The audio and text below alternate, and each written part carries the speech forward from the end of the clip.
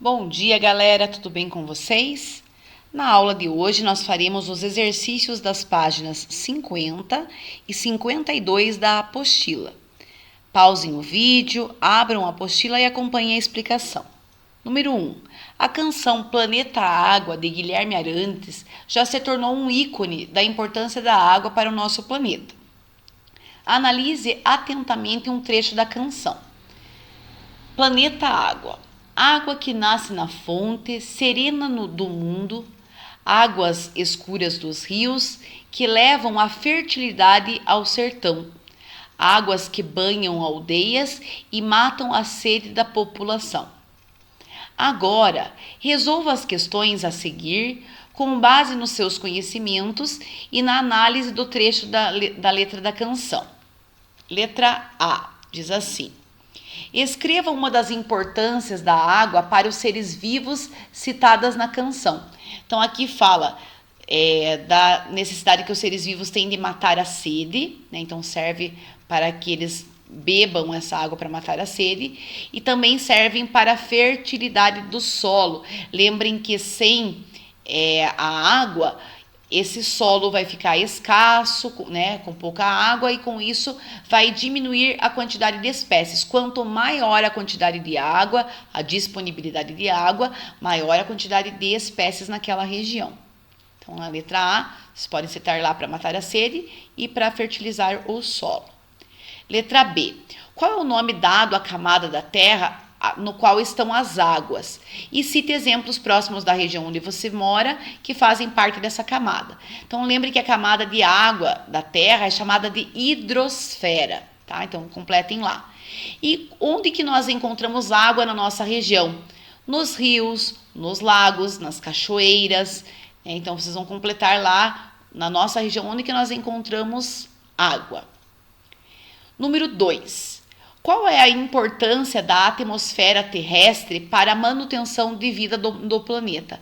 Então, lembrem que a atmosfera ela serve como se fosse um escudo, uma barreira de proteção que a Terra possui, que vai impedir com que os raios ultravioletas do Sol incidam na Terra com tanta intensidade, né? Então, ela vai funcionar para diminuir essa exposição contra a radiação ultravioleta.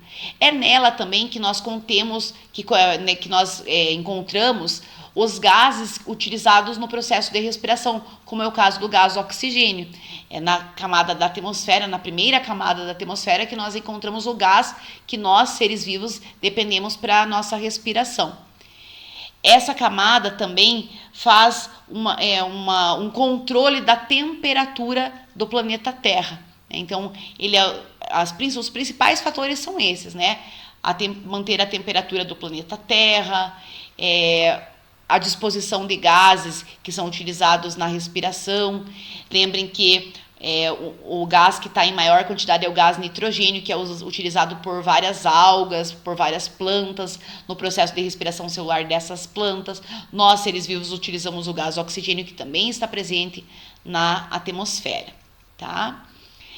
No próximo exercício, exercício 3, diz assim: cada camada da atmosfera apresenta características, propriedades e funções que definem a sobrevivência dos seres vivos, as mudanças de temperatura, a proteção, etc. Determine quais seriam os efeitos causados nos seres vivos da Terra caso a estratosfera não existisse. Então, lembrem que a estratosfera é uma camada que quase não existe a presença de gás oxigênio nela, mas nela nós encontramos o gás ozônio, que essa camada de ozônio é responsável por proteger a Terra da grande parte dos raios solares. Então, sem essa camada, a Terra não teria essa proteção dos raios ultravioletas do Sol, tá? Número 4. Sabemos que a atmosfera se estende por muitos quilômetros e que, à medida que se afasta da superfície terrestre, apresenta características diferentes. Por isso, didaticamente, ela foi dividida em 5 camadas.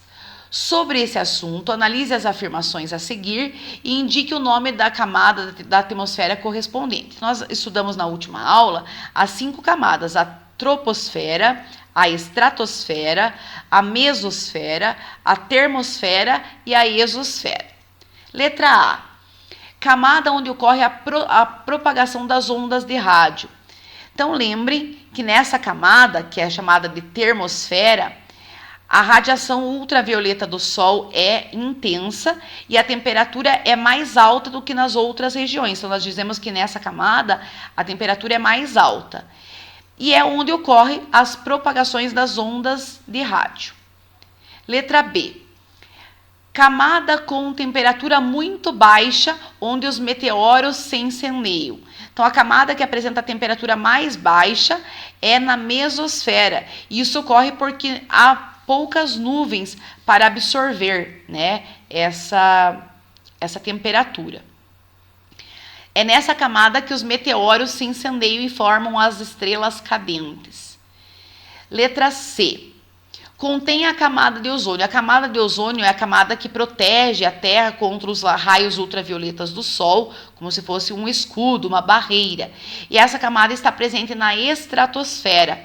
E é nessa camada também que os aviões a jato voam, tá? Lembrem também que é na estratosfera que a quantidade de oxigênio é muito baixa, é quase que inexistente. Quanto mais elevado, quanto maior for a camada, menor a quantidade de gás oxigênio. A camada que tem maior quantidade de oxigênio é na troposfera, que é a camada que nós vivemos. Próximo, letra D. Camada limite entre a Terra e o espaço sideral, que é a última camada, que é a exosfera. A última camada da atmosfera, que é chamada de exosfera, é a camada limite entre a Terra e o espaço, e nela estão localizados diversos satélites artificiais e telescópios espaciais.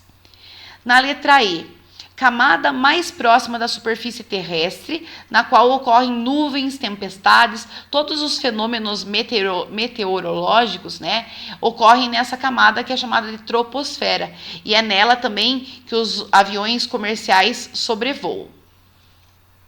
Agora nós faremos os exercícios da página 52, que eu peço que vocês virem lá, que é da hora de estudo. Então diz assim, ó: leia o texto e responda as questões a seguir, considerando os assuntos estudados. O Brasil foi o maior produtor mundial de ouro durante o século XVIII, chegando a produzir cerca de 60% do ouro minerado no mundo.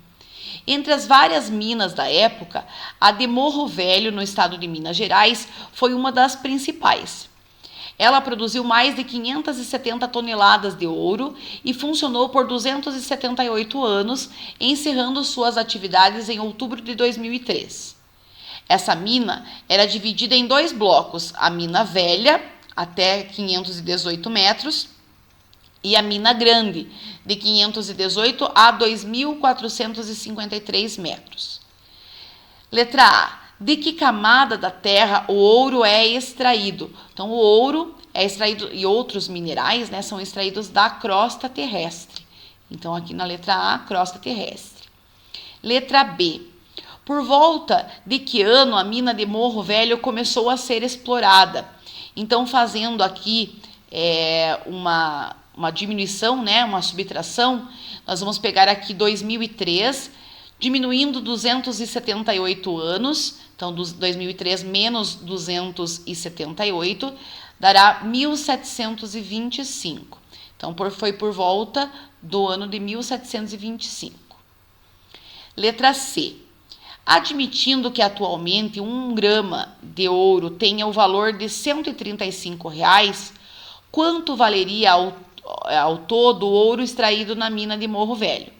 Então, lembrem que 1 tonelada tem 1.000 quilos.